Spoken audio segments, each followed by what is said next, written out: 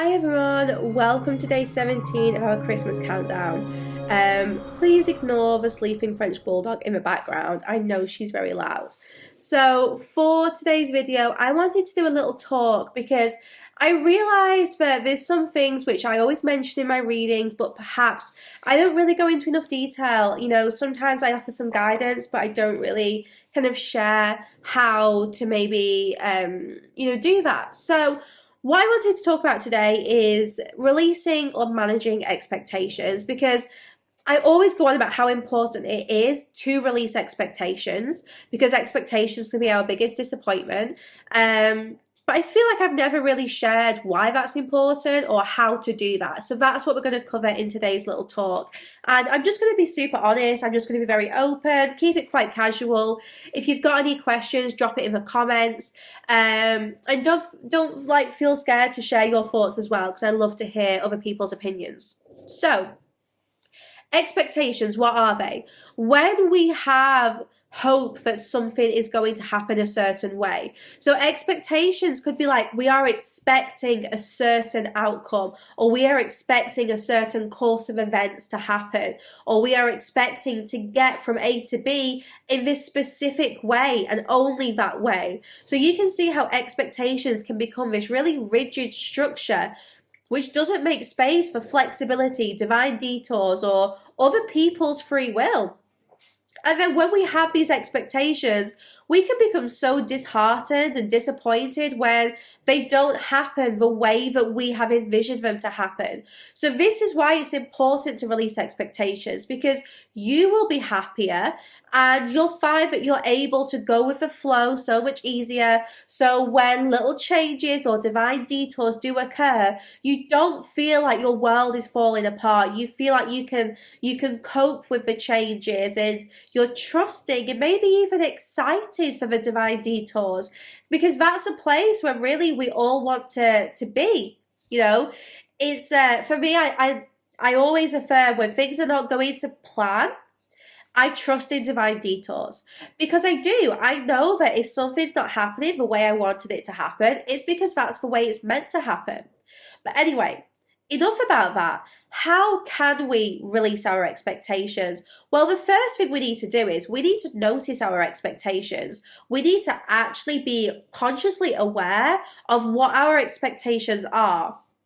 So, for example, and this is a really common one, should I reach out to so and so? Should I send them a message? Well, if you want to, yes, I will never tell you not to do something, but what are your expectations in doing so? What is it you hope to happen? Because if you are sending a message expecting a response, then you can see how you're setting yourself up for disappointment. So if you're going to reach out to this person, do that from a place of like, I want to send this message for myself without any expectations of getting a reply. Or I am doing this because I'm sending this message with love, and just not having those expectations around the outcome.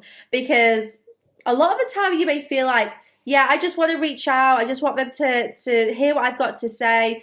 And then you get disappointed when you don't get a reply. But that's because you did have expectations when you sent that message.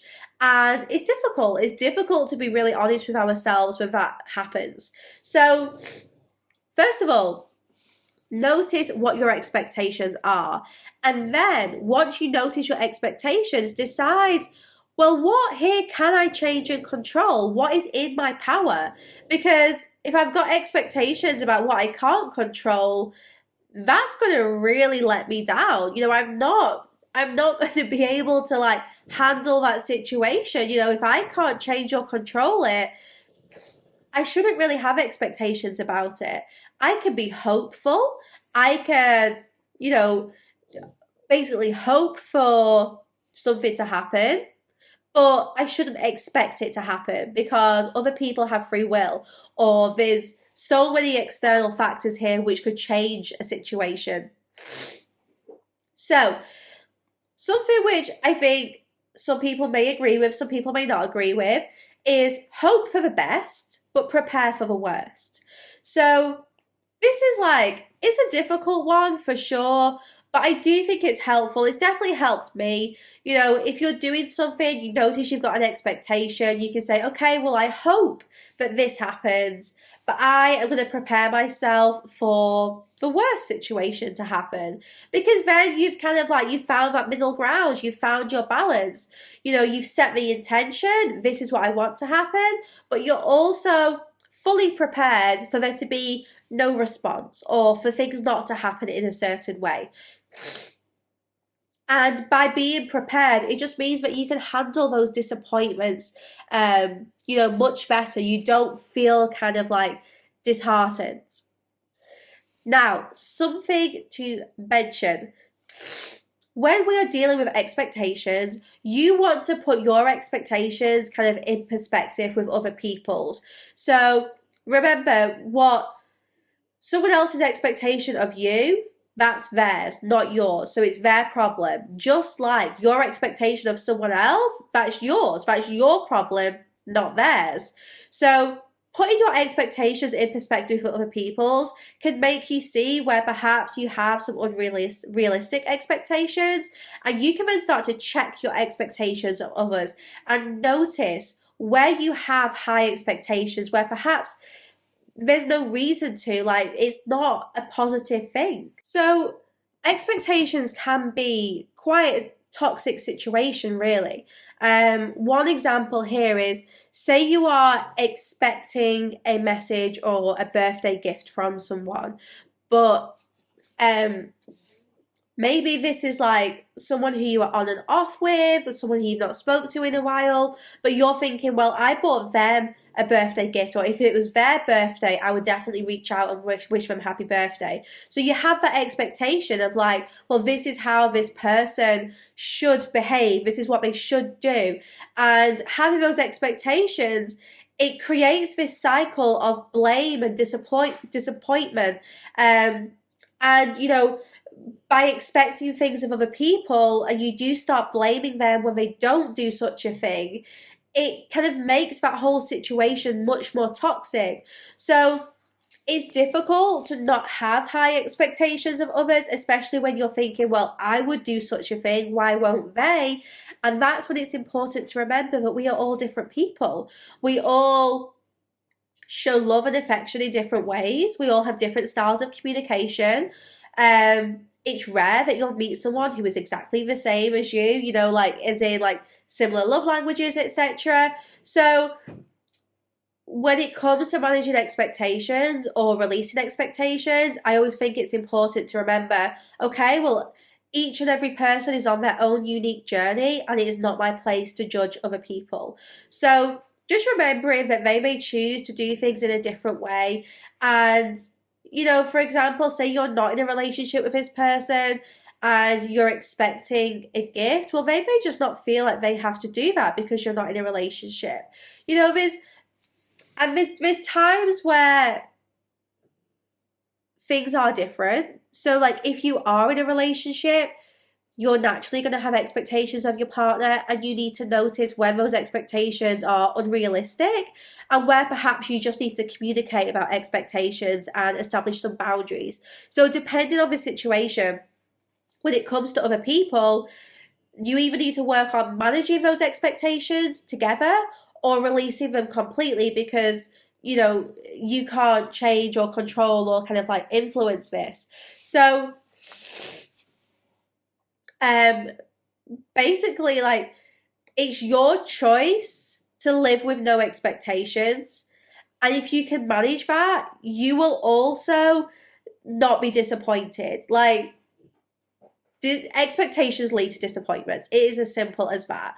And this means taking life one step at a time, turning everything into a new experience.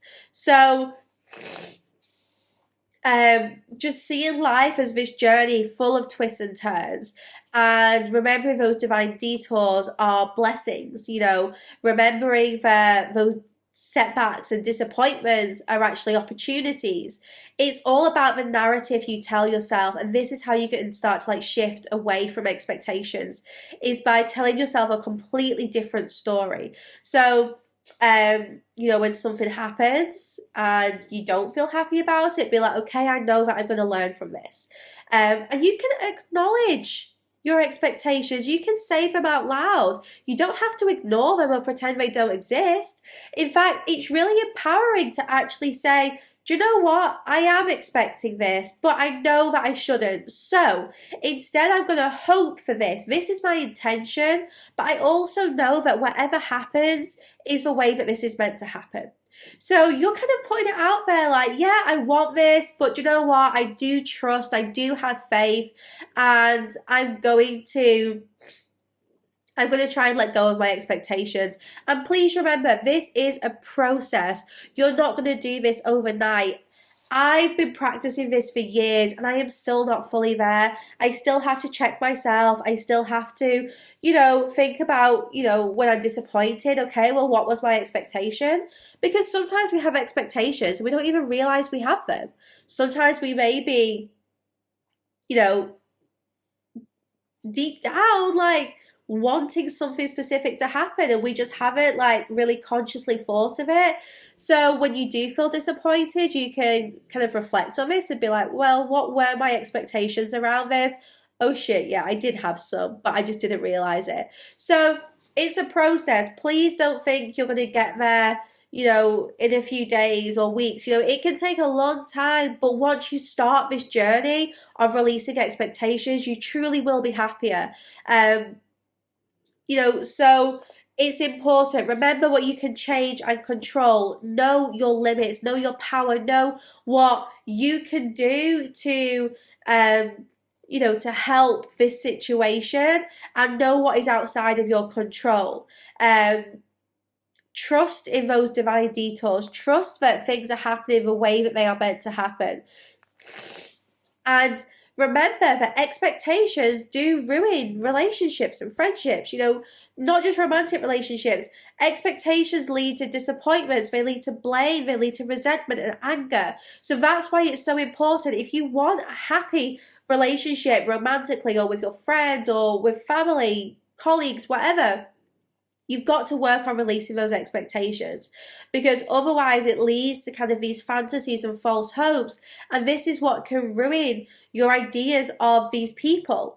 It's important to see people as who they are, to understand that, everyone is different. And you don't want to start to create this fantasy image of who this person is, because you're not letting them be themselves. You're not letting them show who they are. And it just creates this really false image of who that person is.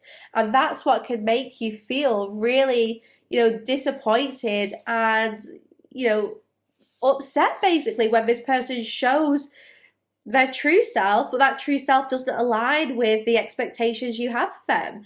Expectations are so rigid, they don't allow room for changing circumstances. They don't allow other people to be flexible. We are all so many different people at any one time. For example, I can be super mothering and nurturing and kind and compassionate, or I can be this moody little crab because I've got so much Cancer in my chart, and I can push people away and go in my shell and be all hermity and not want people around. And if you get that side of me one day, you may be thinking like, oh gosh, I wasn't expecting that. Well, I'm sorry to disappoint you, but I can be more than one type of people. I am not always this person that you have in mind. So this is why you see how if other people are expecting something and you're not feeling that way, it's not fair. It's not fair on you. You should be allowing people to show up as who they are on that day, just like you should be allowed to show up as who you are on that day. So give space for other people to be flexible, give space for circumstances to change. And remember that sometimes your expectations can't be met, and that's why it's important to manage them or to remove them completely, because your expectations will definitely create more problems than they solve. They will stop you from being happy, and they will definitely start to impact your relationships. So hopefully this little video has helped. It's just something I wanted to kind of cover quite quickly. If you guys have any comments or questions, drop them in the comment section below. I'll reply to each one individually. You know, if it's something specific that you struggle with and you're looking for guidance with, let me know and I can try and give you a little bit of guidance there. But this was just a little bit of an example on expectations, how you can start that ball rolling in the process of removing those expectations.